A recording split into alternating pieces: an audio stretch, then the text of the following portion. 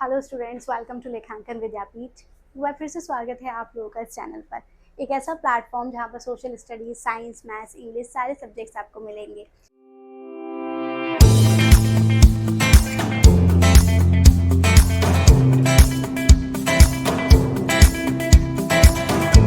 मेरा नाम है लाइबा और मैं पिछले 7 सालों से सोशल स्टडीज़ पढ़ा रही हूँ और मैं आप लोगों को पढ़ा रही थी क्लास 9 की social study history chapter 1 French revolution. French revolution का हमने काफ़ी कुछ कवर किया लास्ट 3 पार्ट्स में, बहुत कुछ हम लोगों को सीखने को मिला। अब इस नेक्स्ट वीडियो में हम देखेंगे आगे का। तो चलिए स्टार्ट करते हैं हमारा ये चैप्टर। जैसे मैंने आप लोगों को पहले भी बताया था कि जो फ्रेंच रेवोल्यूशन है वो कैसे आया था। फ्रेंच रेवोल्यूशन एक ऐसी डेट है, मतलब फ्रेंच रेवोल्यूशन जो 1789 में हुआ था, ये एक ऐसी डेट है जिसने हिस्ट्री को हमेशा के लिए चेंज कर दिया। ये एक ट्रांसफॉर्मेशन फ्रांस इन 1789 टू 91, यानी इसका जो टाइम पीरियड रहा वो 1789 से 91 तक रहा। ये स्टार्ट कब हुआ था? ये स्टार्ट हुआ था 1789 में। ये एक ड्रामेटिक ट्रांसफॉर्मेशन थी, यानी एक चेंज था। Crisis engulfs France, National Assembly at work, busy drafting a constitution at Versailles while the nation seethed with unrest, empty treasury, financial crisis gripped the kingdom as subsistence crisis hit citizens hard. देखो हुआ क्या था, थोड़ा सा एक बार recall कर लेते हैं। ये फ्रांस में रिवॉल्यूशन जो उसकी बात चली थी वो कैसे स्टार्ट हुई थी। इसकी बात हुई थी एक कॉन्स्टिट्यूशन में बदलाव की बात थी, क्योंकि वहाँ पे जो है पुराना ही प्रिविलेज सिस्टम फॉलो किया जा रहा था, जो feudal system, first state, second state और थर्ड स्टेट के लोगों पे टैक्स का बर्डन था। दूसरा, वहाँ का जो किंगडम था, वहाँ का जो किंग था वो बहुत बुरी तरह से ट्रैप में फंसा हुआ था, क्राइसिस से उसके ऊपर कर्जा था। और military mobilisation, king order troops to move into Paris, escalating tension dramatically. और किंग्स ने अपने ट्रूप्स को ऑर्डर दिया था कि ये जो भी क्राइसिस चल रहा है, फ्रांस का कैपिटल क्या है? फ्रांस का कैपिटल है पेरिस। अपने ट्रूप्स को ऑर्डर दिया था कि ये जो है इसको शांत करो, मतलब लोग जो सड़कों पर उतर आए थे, जिसकी वजह से एक लोगों के अंदर अफवाह फैल गई थी। तो सारा हम पढ़ेंगे अभी डिटेल में, ये सिर्फ आप लोगों के रिकॉल के लिए था। तो मैंने आप लोगों को जो डेट भी बताई थी, जुलाई 14 1789, ये एक ऐसी डेट है जिसने हिस्ट्री की तारीख को चेंज कर दिया था।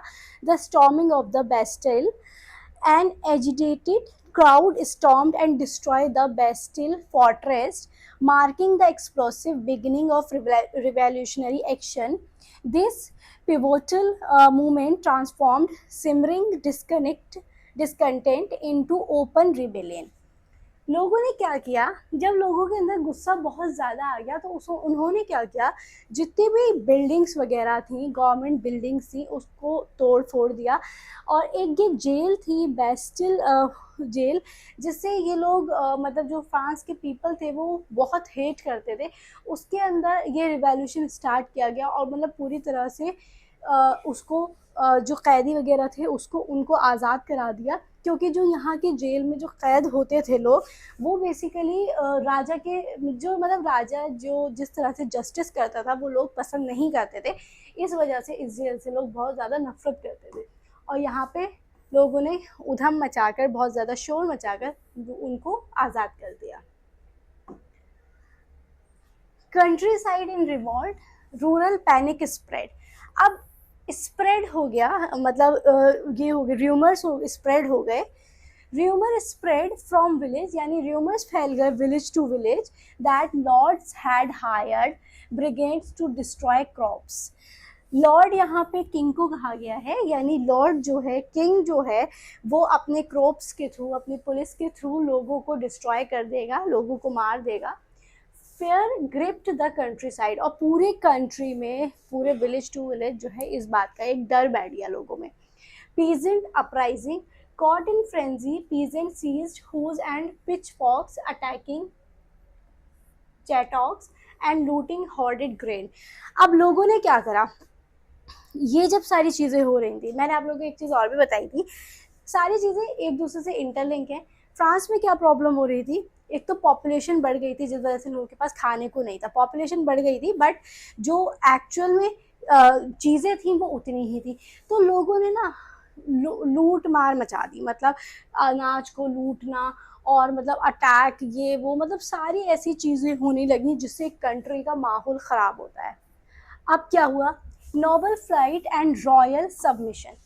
जब इस तरह की चीज़ें होती हैं तो इसमें हमेशा जो नुकसान होता है वो गरीब लोगों का ही होता है, क्योंकि जो रिचेस्ट लोग होते हैं, जो रिचेस्ट एक्चुअली मिडिल क्लास लोगों का होता है, क्योंकि जो रिचेस्ट लोग होते हैं वो तो उस चीज़ में पार्टिसिपेट ही नहीं करते हैं, निकल जाते हैं। और जो पुअर लोग होते हैं उनको भी कोई लेना देना नहीं होता। सबसे ज़्यादा जो फेस करते हैं वो मिडिल क्लास लोग करते हैं। अब देखो हुआ क्या, large number of nobles fled their homes, अपने घरों से भाग गए बहुत सारे लोग। Many migrating to neighbouring countries, और बहुत सारे ऐसे लोग थे जिन्होंने माइग्रेट कर लिया, यानी एक जगह से दूसरी जगह चले गए अपने नेबरिंग कंट्रीज में। Royal capitulation, faced with revolting subjects the king accepted the national assembly and constitution। अब ये जो सारी चीज़ें हो रही थी, किंग को ये नेशनल असेंबली और कॉन्स्टिट्यूशन एक्सेप्ट करना पड़ा, क्योंकि कंट्री का माहौल जो है वो बहुत ज़्यादा ख़राब होता जा रहा था। बहुत सारे लोग माइग्रेट कर रहे थे, बहुत सारे लोग शोर मचा रहे थे। अगस्त 4 1789, अब अगस्त 4 आ गया 1789, अबॉलिशन ऑफ फ्यूडलिज्म, यानी फ्यूडलिज्म को अबॉलिश किया गया। फ्यूडल सिस्टम एंडेड, यानी फ्यूडल सिस्टम को एंड कर दिया गया।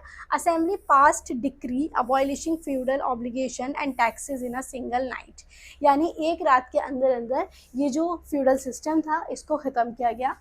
क्लर्जी लॉसेस प्रिविलेजेस, यानी जितने भी क्लर्जी वगैरह थे उनको ये जो सिस्टम था, ये राजा का बेटा, ये जो मतलब दखियानुसी सिस्टम चल रहा था, church members force to give up special privileges and titles were abolished, यानी जितने भी चर्च के पादरी वगैरह थे उनको बोला गया कि ये जो प्रिविलेजेस सिस्टम है आप इसको अब ख़त्म करो। Land confiscation, church lands were confiscated by the revolutionary government. और जो याद करो, जब हमने ये चैप्टर स्टार्ट करा था तो हमने पढ़ा था जो चर्च के पादरी वगैरह होते थे वो लैंड का 1/10% जो है लेते थे, तो वो चीज़ भी ख़त्म की गई, यानी वो गवर्नमेंट को जो उनका चर्च का लैंड था वह वो गवर्नमेंट को दे दिया गया।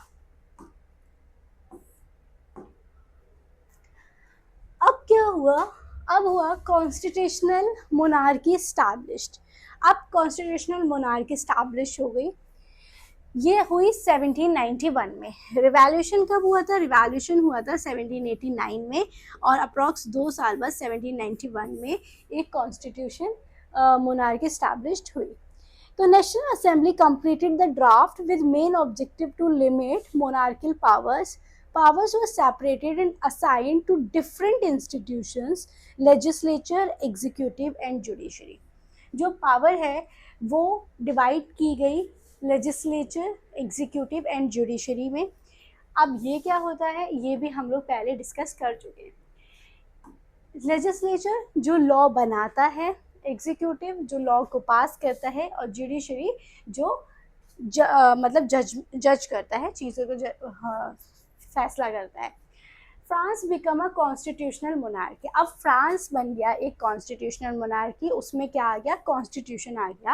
A dramatic shift from absolute rule, और लोग जो है उसके अंदर ये बदलाव लेकर आए, एक ड्रामेटिक शिफ्ट से लेके वो एब्सोल्यूट रूल में चेंज हुआ। हु कुड वोट, वोट कौन डाल सकता था, देखो इसमें दो थे, एक एक्टिव सिटीजन्स और एक पैसिव सिटीजन्स। इनको ध्यान से समझना, इस पर क्वेश्चन आ सकता है। Men above 25 who paid taxes equal to at least 3 days of laborers wages were entitled to vote. All remaining men and all women were classified as passive citizens with no voting right. Division था France में, सारे वो लोग जो 25 years के हैं वो taxes पे करते थे और वही वोट डाल सकते थे, और दूसरा जितनी भी रिमेनिंग मेन एंड वीमेन थी उनको पैसिव सिटीजन में डाला था। एक्टिव सिटीजन मतलब जो वोट डालते थे, और पैसिव सिटीजन मतलब जो वोट नहीं डालते थे। तो विमेन और जितने भी आपके ये थे all remaining man and women, यानी कि जो 25 थे उनको छोड़ के बाकी जितने भी मैन एंड वीमेन थे वो आपके पैसिव सिटीजन थे. National Assembly was indirectly elected citizen voted for electors who then chose assembly members. यानी कि सिर्फ असेंबली मेंबर्स को चूज करने का राइट जो है वो इनका होता था, मेन का होता था. ये 25 ईयर्स के जो होते थे. अब क्या किया गया, अब राइट्स को डिक्लेयर कर दिया गया. Declaration of rights. Declaration of the Rights of Men and Citizens begin the Constitution, establishing natural and inalienable rights for all. अब क्या किया गया, जो ये चीज़ थी, क्या हमने पढ़ा, एक एक्टिव और एक पैसिव सिटीजन. ये क्या किया गया, डिक्लेयर कर दिया गया rights of man and citizens begin the constitution. यानी कि ये जो है आपके सबके राइट्स होंगे मैन एंड सिटीजन के, कॉन्स्टिट्यूशन में ये स्टार्ट किया गया.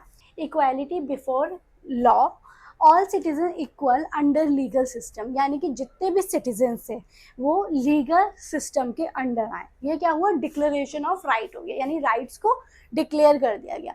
Freedom of speech, right to express opinions freely. देखो ये बहुत इंपॉर्टेंट है. अपने जब राइट्स इंसान को फ्रीली ओपनली बोलने का राइट हो, एक्सप्रेस करने का राइट हो, तो वो कंट्री की सबसे बड़ी जीत होती है. कंट्री किससे मिलकर बनती है, कंट्री मिलकर बनती है आम इंसान से, हम आम लोगों से मिलकर कंट्री बनती है. अगर हमें ही बोलने का राइट नहीं होगा, फॉर एग्जाम्पल अब मैं एक इंडिया का हिस्सा हूँ, ठीक है, आप लोग इंडिया का हिस्सा है. अब हम लोगों से कहा जाए कि नहीं आपको हमारे हिसाब से चलना है, हमारे हिसाब से सांस लेनी है, हमारे हिसाब से खाना है, तो फिर आप सोचोगे ऐसी लाइफ का फ़ायदा ही क्या. तो सबसे इम्पॉर्टेंट होता है जब इंसान को अपने ओपिनियंस एक्सप्रेस करने का मौका मिले फ्रीली. तो फ्रीडम ऑफ स्पीच ये जो है डिक्लेयर की गई. राइट टू लाइफ, और ज़िंदगी का राइट दिया गया. फंडामेंटल ह्यूमन राइट प्रोटेक्टेड, यानी कि जितने भी ह्यूमन राइट्स है, फंडामेंटल ह्यूमन राइट्स क्या होते हैं, वैसे हम इसको पढ़ेंगे आगे जैसे जैसे आप लोगों का आता जाएगा सिलेबस. फंडामेंटल राइट्स होते हैं जैसे इंसान को कुछ भी करने का राइट हो, हर किसी को इक्वल ट्रीट किया जाए, कुछ भी बोलने का राइट हो, उससे किसी की फीलिंग्स हर्ट ना हो. आप कुछ भी बोल सकते हो लेकिन ऐसा नहीं बोल सकते जिससे किसी की फीलिंग्स हर्ट हो जाए, ठीक है. तो ये सारी चीज़ें जो है ये डिक्लेयर की गई. क्यों डिक्लेयर की गई, क्योंकि 1791 आ चुका है और कॉन्स्टिट्यूशन आ चुका है फ्रांस में, क्योंकि 1789 में बहुत ज़्यादा प्रॉब्लम हुई थी. क्या क्या प्रॉब्लम हुई थी, किंग कर्जे में था, लोगों के ऊपर टैक्सेस लग गए थे, लोग जो है लोगों के पास खाने को नहीं था, पॉपुलेशन बढ़ गई थी, उस हिसाब से जो आउटपुट था वो उतना नहीं बढ़ा था, लोगों के अंदर लूट वगैरह मच गई थी, र्यूमर्स फैल गए थे, और ये सबके से लोगों ने जो है स्टार्ट किया रिवॉल्यूशन. बहुत सारे फिलोसोफर्स के आइडियाज़ लाए गए, लोगों को जागरूक किया गया. ये सारा वीडियो का रिकॉल था. अच्छा, revolutionary legacy. The French revolution of 1789 to 91 transformed an absolute monarchy into a constitutional system. देखो सिर्फ 2 सालों के अंदर अंदर 1789 से 1791 के अंदर अंदर ये ट्रांसफॉर्म हो गया एक मोनार्की से एक कॉन्स्टिट्यूशनल सिस्टम में.